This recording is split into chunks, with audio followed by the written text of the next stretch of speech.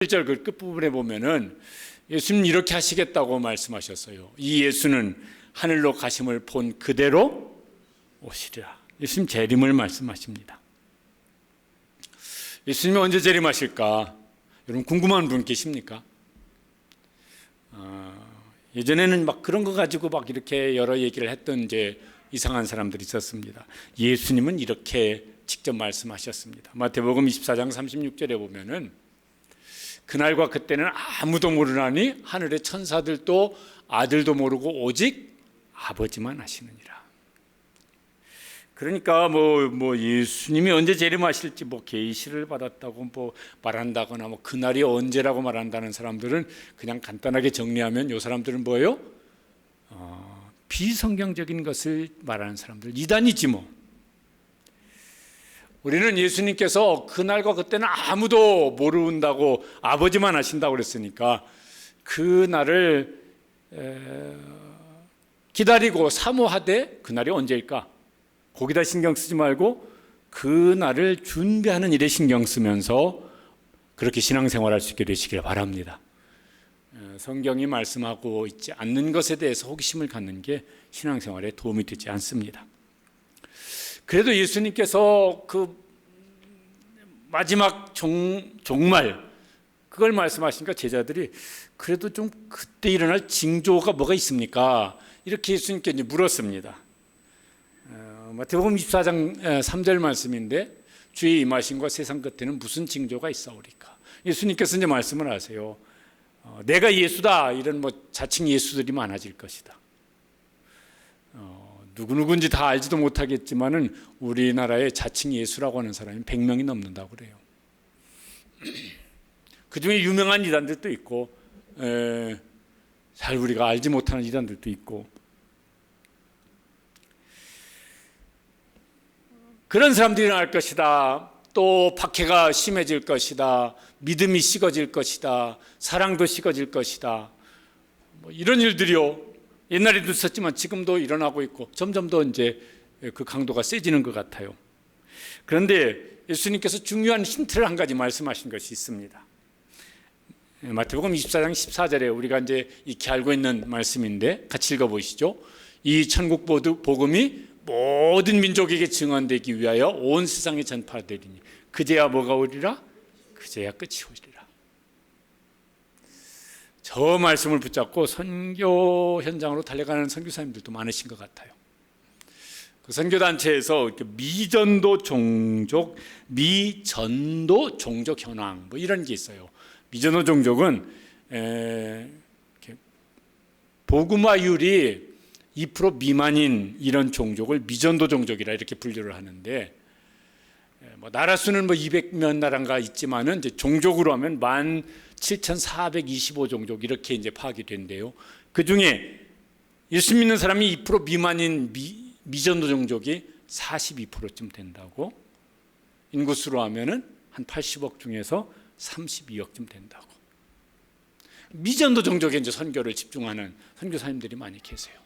뿐만 아니라 미개척 미전도 종족 이렇게 분류하는 종족도 있어요.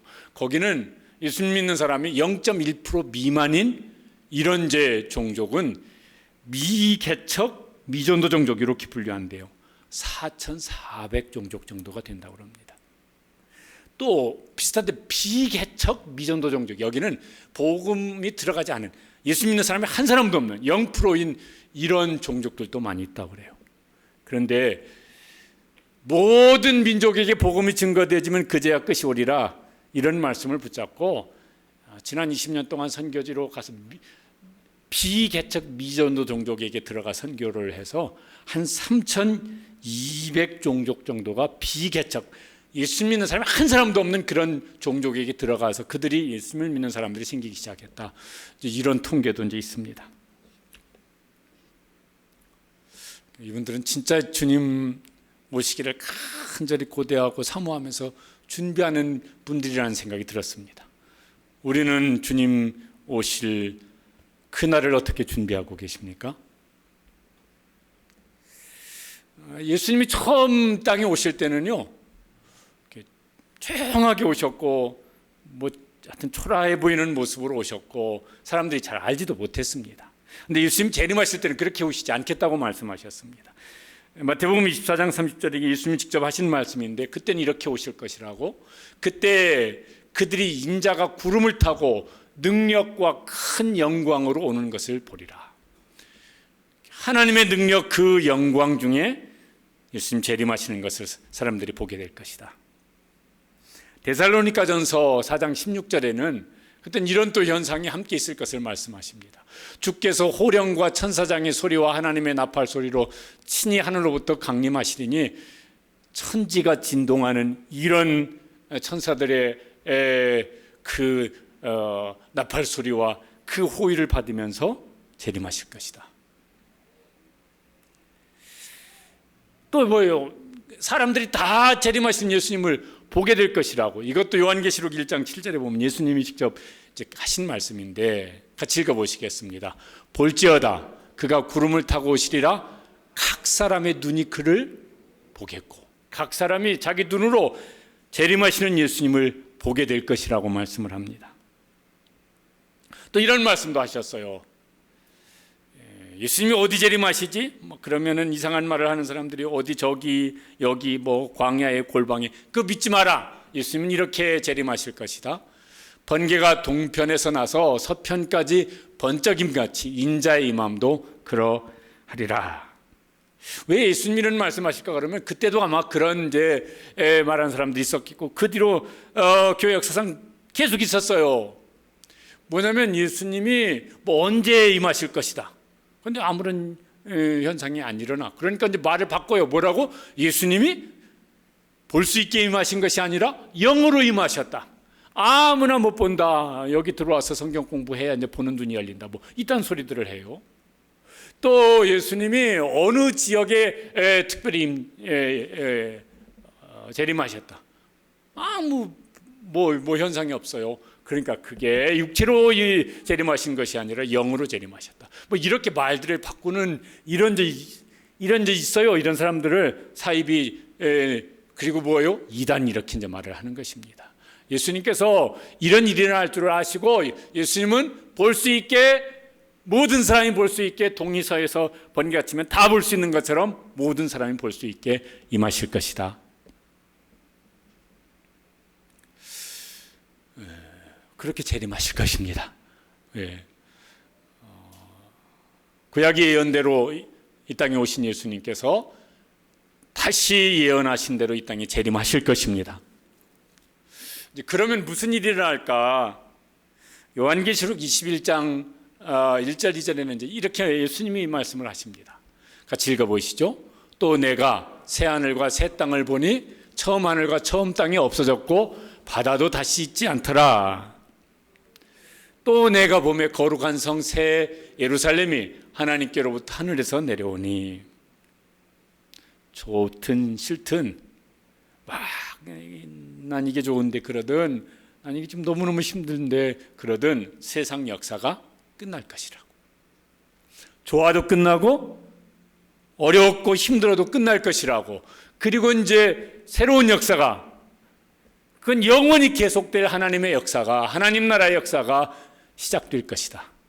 거기에 하나님께서 어떤 걸 준비하시냐면은 하나님의 장막이 사람들과 함께 있어서 마치 한 집에 사는 것처럼 하나님과 함께 그렇게 살 것이고, 하나님이 그 모든 눈물을 눈에 씻게 해주시고, 그리고 거기는 슬픔도 없고 죽는 것도 없고 아픔도 없고, 그리고 하나님 주시는 영광스러운 영원한 생명을 누리는 그 새로운 역사가 시작될 것이다. 그래서 우리에게 소망이 있습니다. 지금 좋아도 너무 좋아하지 마시고, 지금 힘들어도 너무 걱정하지 마시고, 왜냐하면 그것이 주님께서 다시 오실 때 우리에게 영원토록 계속 이루실 그런 새로운 역사가 우리 앞에 기다리고 있습니다. 개인의 인생도 뭐가 먼저 될지 모르겠어요. 주님이 재림하시는 일이 먼저 일어나도 좋겠지만은 우리 개인의 인생도, 개인의 인생사가 끝나요. 그렇죠. 지난 주간에도 장례식을 치렀고, 또 지금도 막 이렇게 부모님이 위중한 상태에 있어서 기도하는 분들이 계시고, 또 막 이렇게 중환 수술 받아서 막 또 걱정하며 기도하는 분이 계시고, 또 암이 또 이렇게 말기라서 또 기도하는 분도 계시고, 그렇든 저렇든 언젠가는 지나고 오면 순식간인 시간이죠. 개인의 인생사도 끝나요. 좋아도 끝나고 싫어도 끝난다니까요. 그 다음에는 영원한 새로운 역사가 시작될 것입니다. 그 역사가 하나님 품에서 천국에서 영원토록 새로운 역사가 우리에게 기다리고 있고, 그것이 우리의 소망이고, 그날을 사모하면서 소망 중에 살아가는 우리 성도들 되시기를 바랍니다. 여러분, 예수님께서 재림하실 것을, 다시 오실 것을 여러분 믿으십니까? 진짜로 믿으십니까? 참 은혜죠. 그런 믿음이 이게 누가 설명해서 설득해서 믿어질 수가 없는 것인데, 근데 그런 믿음이 있으면 그 믿음으로 이제 준비하시기를 바랍니다. 그날을 맞이할. 저는 안 믿어지는데요. 그런 분들은 믿어지는 은혜를 주실 것입니다. 기대하시고 그 은혜를 구할 수 있게 되시기를 바랍니다. 그 예수님이 왜 다시 재림하시나? 분명한 목적이 있습니다. 그 목적을 이제 말씀합니다. 사도신경에는 오늘 이제 다 이렇게 고백하는 내용인데, 저리로서 산자와 죽은 자를 심판하러 오시리라. 저리로서는 지금 예수님께 승천하셔서 하나님 보좌 우편에 계신데, 이제 다시 재림하셔서 산자와 죽은 자를 심판하실 것이라. 디모데후서 4장 1절에 보면은 비슷한 말씀을 저렇게 말씀합니다. 살아있는 자와 죽은 자를 심판하실 그리스도 예수 앞에서. 산자와 죽은 자라는 것은요, 모든 사람을 다 가리키는 거예요. 죽음을 피할 수 있는 사람이 있습니까? 없다니까요. 막 이렇게 무슨 그 냉동, 죽으니까 이렇게 막 냉동, 시신을 냉동 보관하는 사람들이 있다고 그러잖아요.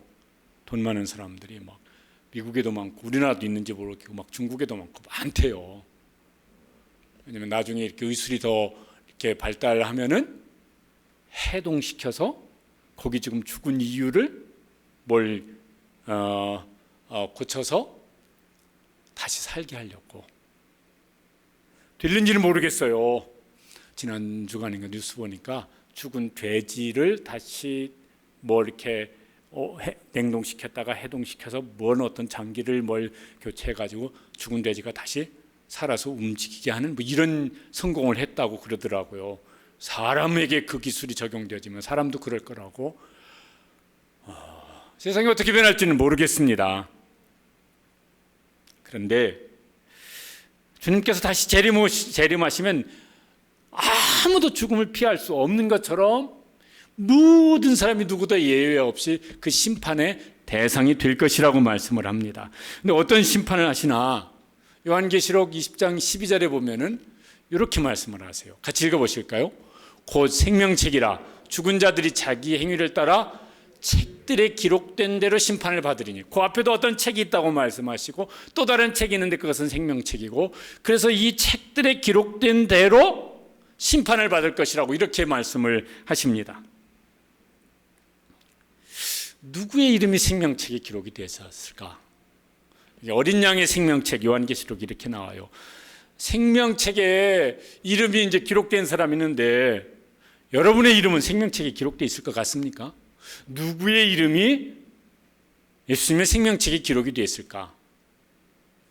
요한복음 5장 24절에 예수님 이런 말씀하셨어요. 그러니까 저 사람들이 생명책에 이름이 기록되었겠구나 알 수 있겠어요. 같이 읽어보시죠. 내 말을 듣고 또 나 보내신 이를 믿는 자는 영생을 얻었고 심판에 이르지 아니하나니 사망에서 생명으로 옮겼느니라. 예수님을 믿는 사람들은, 예수님이 누구신지, 우리를 어떻게 구원하시는지 믿는 사람들은 그 사람들이 사망에서 생명으로 옮겼어요. 그 생명은 영원한 생명이에요. 이 사람들은 이제 예수님의 생명책에 이름이 기록된 사람들인 것이죠.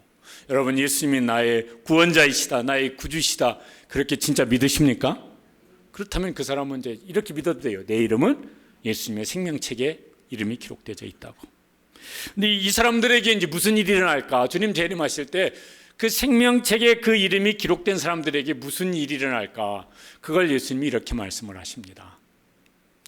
이게 이제 새하늘과 새 땅이 임하는데 그때 사람들이 저렇게 할 거라고. 한번 읽어보시죠. 사람들이, 이건 생명체에 기록된 사람들이에요. 사람들이 만국의 영광과 존귀를 가지고 그리로 들어가겠고 오직 어린 양의 생명책에 기록된 자들만 들어가리라. 거기 영원한 천국에 거기 만국의 영광과 존귀, 이건요 가장 영광스럽고 가장 존귀한 모습이라는 거예요.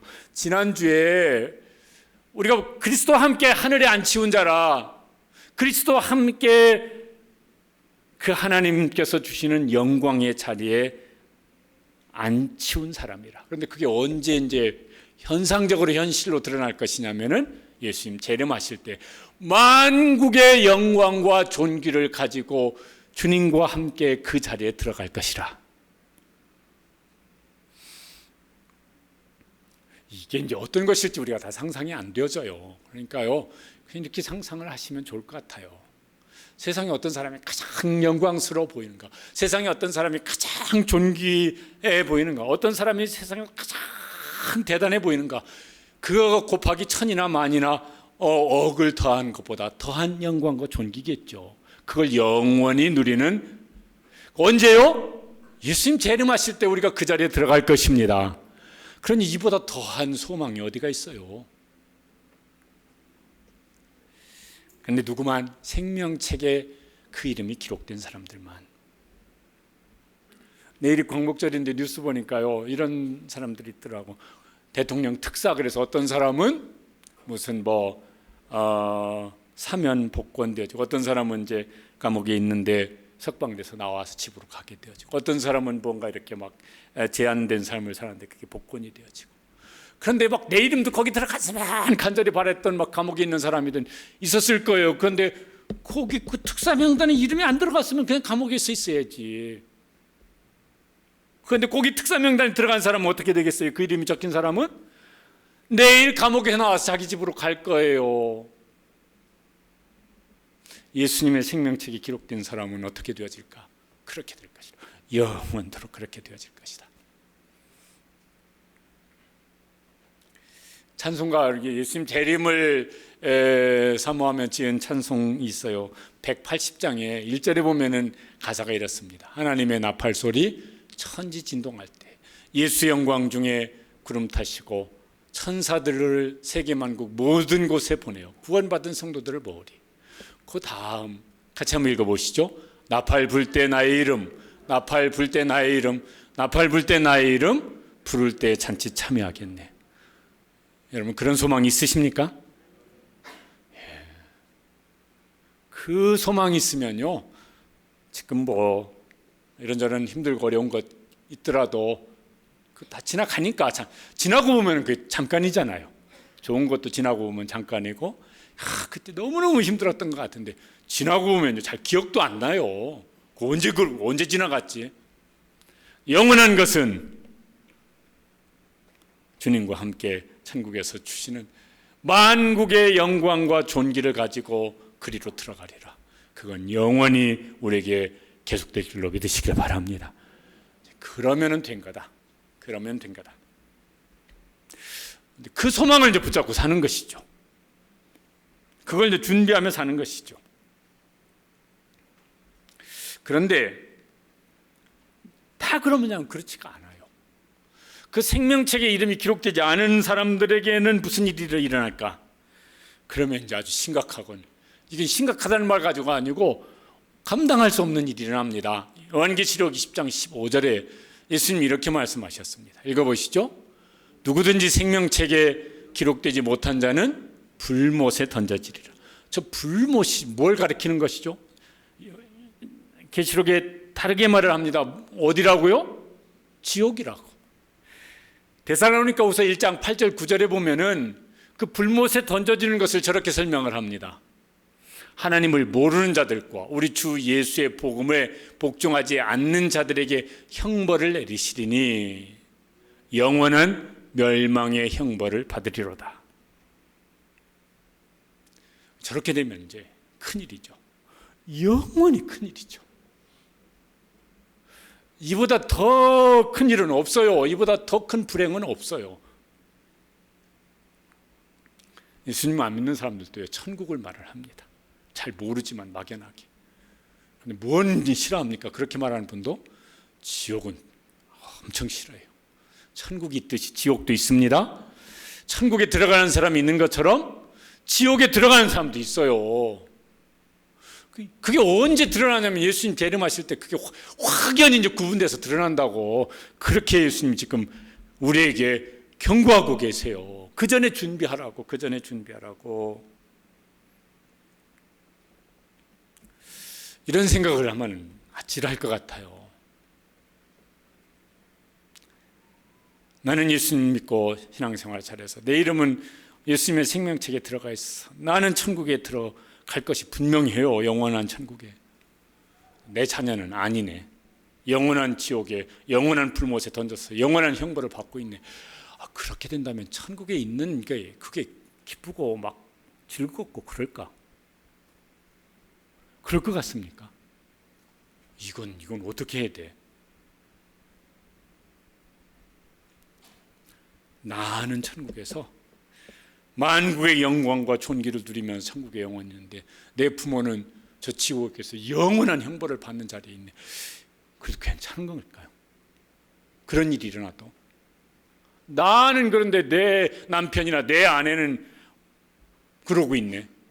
속 시원하네. 그렇지 않아도 꼴 보기 싫어졌는데 하죠. 막 이러면 이게 그런 분은 진짜 회개될 뿐이지. 그래도 괜찮겠습니까? 그런 일이 일어나도 괜찮겠습니까? 안 되죠. 절대로. 그런 일이 일어나면 절대로 안 되는 거죠. 안 되죠.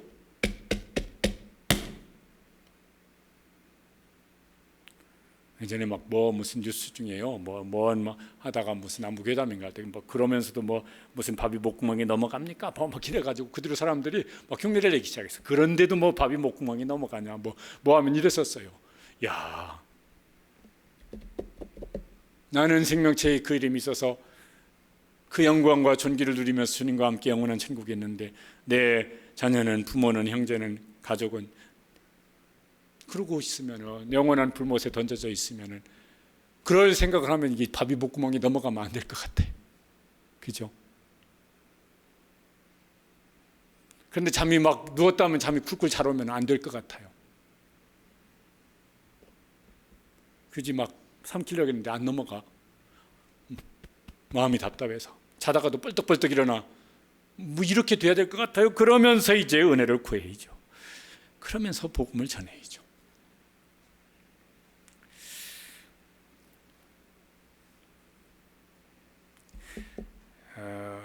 예수님이 재림하실 때 또 한 가지 소망이 드는 말씀이 있습니다. 그거는 심판도 하시지만은 그 자리가 시상식의 자리도 된다고 말씀을 하세요.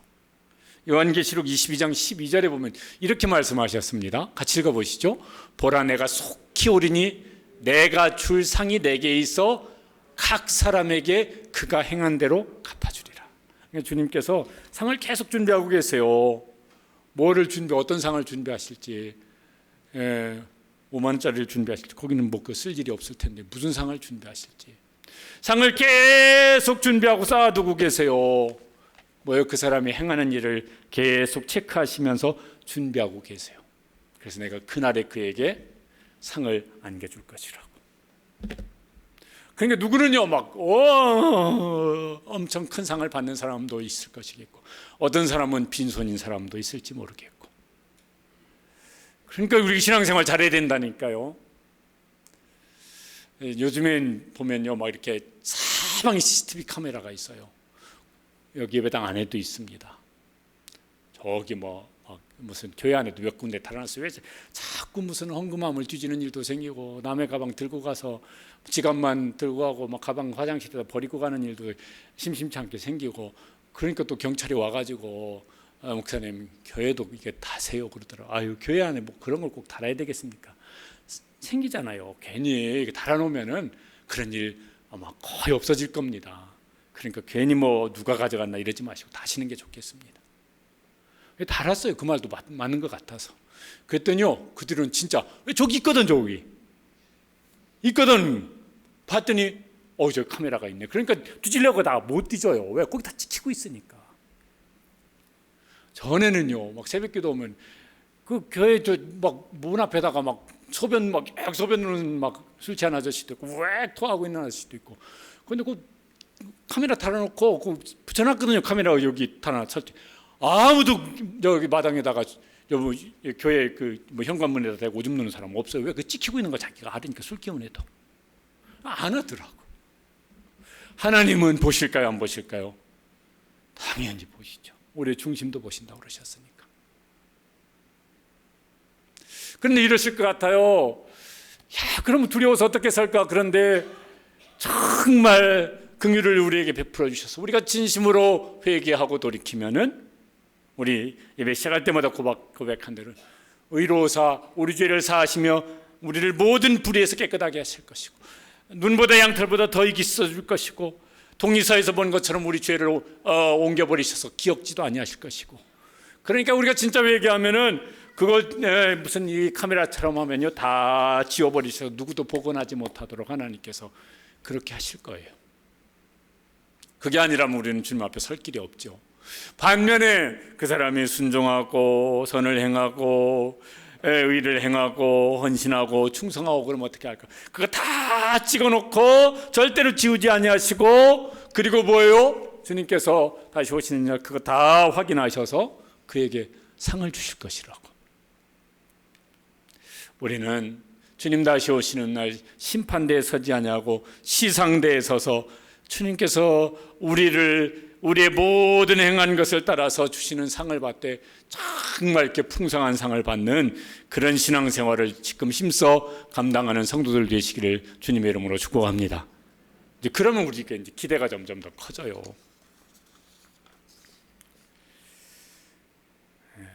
언젠가부터요 한국교회 재림 신앙이 다 시들어버렸다고 그렇게 말들 합니다. 80년대요. 그 다미 선교회 뭐 몇날 10월 며칠 날 막 재림한다 뭐 그게 이제 거짓말로 된다부터 재림하면은 뭐 저기에도 이상한 교회인가 저 목사도 이상한 목사 아니야 막 이런 분위기가 한국교회 안에 확 확산됐어요. 그러니까 그런 말을 이제 하지도 않으니까 사단이 정말 아주 간교하게 한국교회 재림 신앙을 확 무장해제 시켜버렸다고. 그것만이 아니라 이제 막 그냥 이렇게 막 무슨 뭐 축복 뭐 기복 무슨 막 이런 게 막 확 일어나면서 이 땅에서 잘 되는 것이 그게 다인 것처럼 막 그렇게 막 부흥회 때도 막 그렇게 하고 뭐 어디 뭐 기도원도 그렇게 하고 이런 일이 또 많아졌어요. 그러다 보니까 누구처럼 여기가 좋사오니 그래서 지금 여기가 좋사오니 여기서 잘 되는 것만 생각을 하고 거기다가 마음을 뺏겨버려서 진짜 하나님께서 우리에게 소망으로 주실 것은 별로 신경도 안 쓰고 살아가는 이런 이상한 일들이 교회 안에 많은 부분을 차지하게 된 것이죠. 우리가 이 사도신경 신앙 고백을 하면서 다시 예수님 재림 신앙으로 우리 신앙을 단단히 무장할 수 있게 되시기를 바랍니다. 왜냐하면은 그게 진짜고 그게 영원한 것이라서. 다른 건 잠깐이잖아요. 잠깐. 고린도전서 15장 51절 52절에 그날에 우리가 이렇게 변화될 것이라고 말씀하세요. 같이 읽어보시겠습니다. 마지막 나팔에 순식간에 홀연히 다 변화되리니 나팔 소리가 나며 죽은 자들이 썩지 아니할 것으로 다시 살아나고 우리도 변화되리라. 어떻게 변화될까? 요한일서 3장 2절에는요 이런 말씀이 있어요. 아주 근사하기 짝이 없는 말씀인데 같이 읽으시죠. 사랑하는 자들아 우리가 지금은 하나님의 자녀라 장래에 어떻게 될지는 아직 나타나지 아니하였으나 그가 나타나시면 예수님 재림하시면요 우리가 어떻게 될 것은 그와 같을 줄을 아는 것을. 영광스러움, 거룩함. 난 신앙생활 이렇게 했는데 왜 이렇게 거룩한 생각이나 삶에 도달하지 못할까? 그럼 그날 되면 거룩할 거예요. 그날 되어지면요 정말 주님의 의로우심이 우리 속에 있을 거예요. 나는 왜 신앙생활 이렇게 했고 설교까지 하고 있는데 나는 왜 이기적일까? 그날이 되어지면요 사랑으로 충만해질 거예요. 거룩으로 충만해지고 의로움으로 충만해질 것이겠고 선함으로 충만할 것이겠고 예수님처럼 우리는 예수님의 성품으로 인격으로 온전히 변화되어지고 그 영광스러움으로 온전히 변화되어질 것이에요. 우리가 그와 같을 줄을 아는 것은 그날이 되면 그렇게 변화될 줄로 믿습니다. 지금은 잘 안 되어져. 근데 그런 소망이 우리에게 있으니까 이제 그 소망을 가지고 나아가는 것이죠. 지난 주간에 뭘 이렇게 보다 보니까 저 사람 마음은 어떨까? 성형수술을 40번 했대요. 돈도 막 엄청 들여가지고 한 번 하고 두 번 하고 10번, 20번, 30번 해도 본인의 마음에 만족이 안 됐던 모양이야. 젊은 아가씨인데 40번 했으면 만족이 될까? 안 물어봐서 모르겠는데 만족되려나? 지금은 뭐 이제 그런데 10년 지나고 20년 지나면 또 외모는 그렇게 해서도 변할 텐데 그때는 또 어떻게 해야 되나?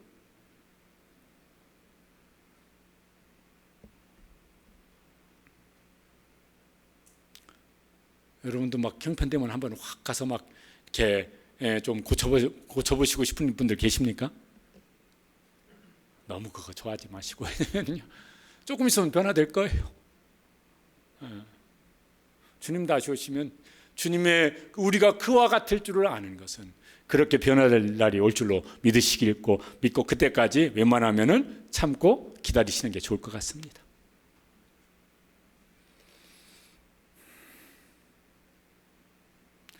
이제 준비를 해야 돼요. 늘 그거를 참 우리도 까먹고 있어요. 처음에는 막 지금 당장 발등에 떨어진 막 불을 끄면서 하느라고 그거 잊어버리고 살 수도 있습니다. 그래서 예수님께서도요 정신 차리고 살라고 이제 말씀을 하십니다. 마태복음 25장 13절에 보면은 이렇게 말씀하세요.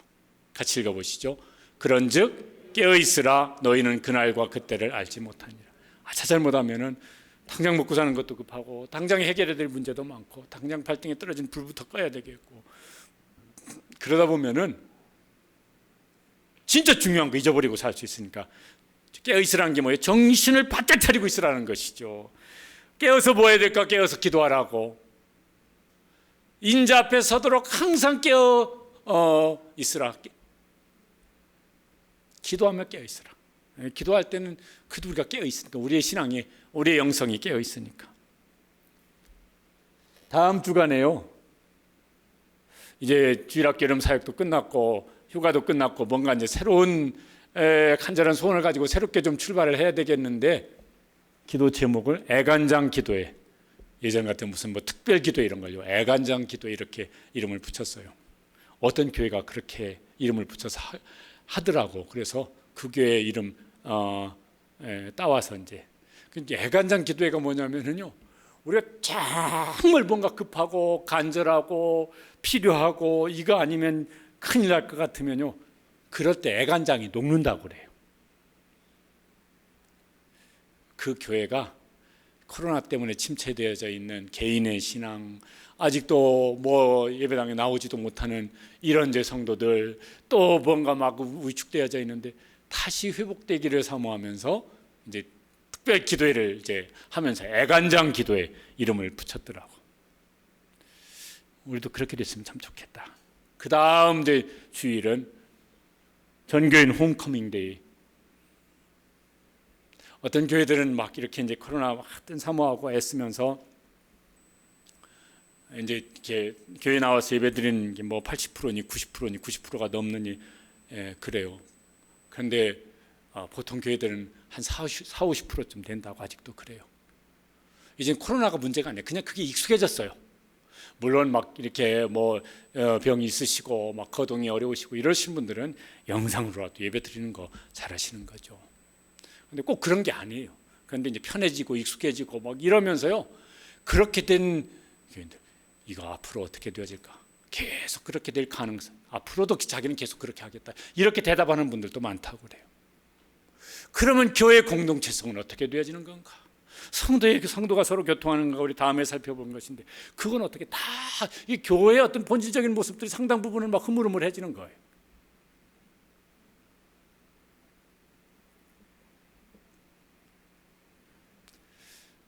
그러니 목회자들이 애간장이 녹는 심정으로 기도를 해야 되겠고 목자들께서 애간장이 녹는 그런 마음으로 간절하게 기도를 하셔야 되겠고 부모님들이 자녀를 위해서 그렇게 좀 기도해 주셔야 되겠고 직분자들이 교회를 위해서 좀 그렇게 기도해 주시고,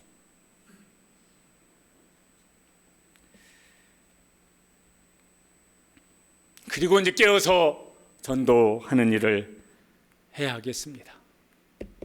앞에서도 말씀드렸지만은 내 자녀의 이름이 생명책에 기록되어 있을까? 여러분요, 자녀들이 아직 아주 어리면은 모르겠지만 초등학교 저학년만 됐더라도 아이한테 성경학교도 하고 그랬는데 구원의 확신이 있는지 확인해 보세요. 안 그랬으면 다시 복음을 전하세요. 몇 번이라도 하세요. 언제까지? 자녀가 그 믿음의 고백이 확실하게 있을 때까지 부모가 하셔야죠. 안 그러면 잘 모르겠어요. 그러면은요, 교육자를 부르시든 주일학교 목자를 부르시든 부르세요. 그래서 1:1로 오셔서 좀 우리 아이에게 복음을 좀 전해주세요. 하세요. 그리고 보니까 이 아이가 정말 그런 신앙 고백이 분명하다. 그러면 그 믿음 흔들리지 아니할 수 있도록 기도해 주시기를 바랍니다. 이 일을 하셔야죠. 내 자녀의 이름이, 내 이름은 생명책에 기록됐는데 우리 자녀의 이름이 생명책에 기록이 안 되는데 괜찮으면 안 되잖아요. 그거는 그런 일을 하면 안 되잖아요. 그러면 부모에게 복음을 전하시고 확인해 보시고, 잘 모르겠는데요, 그러면 하나님의 은혜를 구하고 정말 애간장이 녹는 이런 기도를 하시고 그러시길 바랍니다. 가을에 이제 다시 우리가 봄에 했던 이제 전도 축제를 할 거예요. 다시 이제 또 정말 나를 통해서 내게 붙여주신 영혼이 정말 예수님 믿고 이 생명책에 기록이 될 수 있기를 사모하면서 그렇게 다시 일어섰으면 좋겠습니다. 그 180장 찬송 3절이 이렇거든요.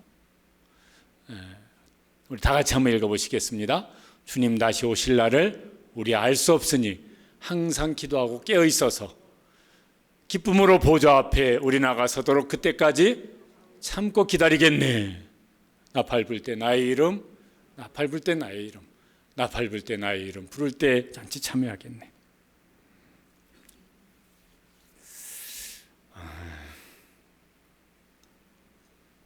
내일이 이제 8.15 광복절 77주년 이제 그렇게 되지 않습니까?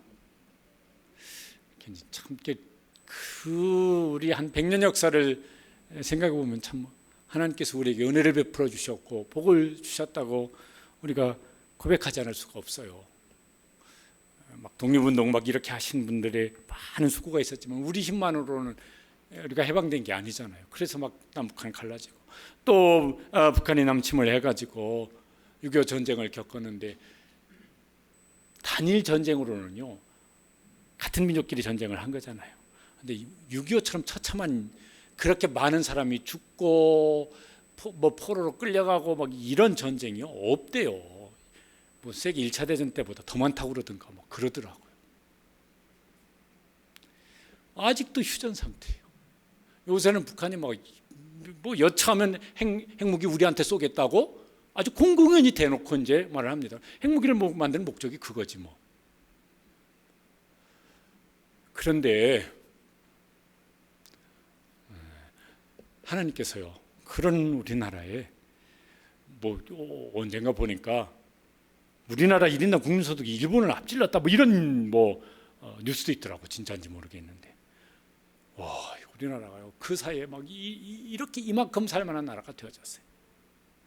무슨 뭐 경제 무슨 뭐 10대 뭐 이런 거 뭐 합니다. 무슨 뭐 우리나라 이제 선진국으로 분류한다고 뭐 국민소득 그만하고 뭐 이러니까, 야, 이런 나라도 없다고 그러잖아요. 그렇게 식민지 또 막 그 아주 처참한 모든 게 다 박살나는 전쟁을 치르고 이렇게 일어난 나라가 없다고 그러잖아요.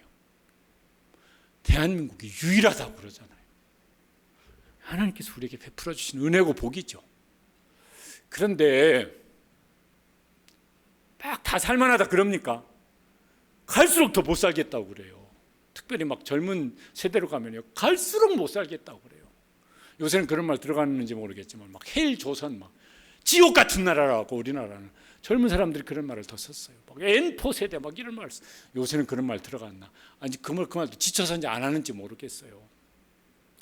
청년 청소년 자살률은요 한 20년째 OECD 국가 중에서 1위예요. 자녀 세대로 갈수록 못 살겠다고 그래요. 그러니 이게 경제 수준이 높아지는 것만 가지고는 해결할 수 없는 문제잖아요. 이게 우리나라 문제입니까? 뭐가요? 막 가정이 막 어려워지고 사회가 더 막 힘들어지고 이런 나라들은 대체로 경제적으로 먹고 살 만한 나라들이 더 그런 것 같아요. 그러니까 가난하든 부유하든 고난 고통 벗어날 길이 없어요. 그거 완전히 해방될 수 있는 길은 사람으로서는 스스로 해결해내지 못해내죠. 그래서 주님이 다시 오실 것입니다. 그래서 영원한 해방을 주실 것입니다. 그날을 우리는 이제 준비하는 사람들이에요. 어떻게 준비해야 될까? 깨어 있어서 우리가 그날을 맞이할 수 있도록 생명책에 기록되어야 될 사람이 생명책에 기록되도록 복음을 전해야 되겠고, 그 믿음 잘 지켜나가고 그날이 심판대가 아니라 시상대에 설 수 있도록 깨어서 충성하고 헌신하고 그렇게 우리의 달려갈 길을 달려가는 그런 우리 모든 성도들 되시기를 주님의 이름으로 간절히 권고하고 또 축복합니다. 바울 사도의 고백입니다. 고린도 교회에게 권면하면서 이게 자신의 고백이고 교회가 그렇게 고백하기를 사모하면서 저렇게 말을 합니다. 우리 주여 오시옵소서. 그게 저게요 아람어로 말하면 마라나타. 그래서 우리가 이제 찬양을 합니다. 요한 사도는 이렇게 고백을 했습니다. 계시록 22장 20절에 보면은 예수님께서 말씀하십니다. 내가 진실로 속히 오리라.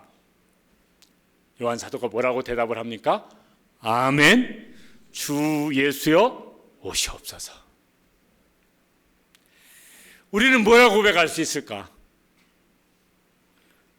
주님이 언제 오실지 모르겠지만 언제라도 아멘 할렐루야 주 예수여 오시옵소서 이렇게 고백할 수 있는, 또 그 고백과 함께 그런 고백을 하려면은 우리가 지금 잘 깨어서 준비하는 신앙생활을 해야 되겠는데, 그렇게 깨어 그날을 준비하고 그날이 오면은 아멘 할렐루야 그렇게 주님을 맞이할 수 있는 우리 모든 성도들, 모든 가정들, 모든 자녀들 그렇게 되시기를 주님의 이름으로 축복합니다. 기도하시겠습니다. 기도하실 때